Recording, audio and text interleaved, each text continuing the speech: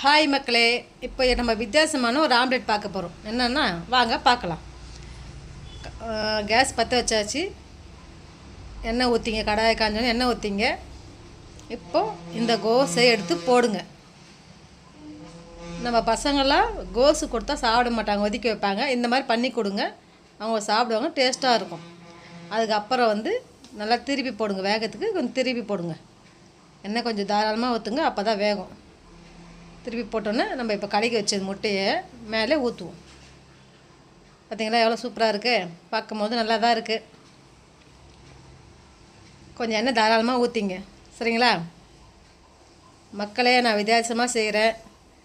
எனக்கு லைக் போடுங்க, ஷேர் பண்ணுங்கள், கமெண்ட் பண்ணுங்கள், சரிங்களா? பார்த்து எடுங்க. எனக்கு சொதப்புது. நான் சமையலில் கொஞ்சம் புதுசு, அவ்வளோ வராது. பக்கமாக பார்த்து போட்டுட்டேன்.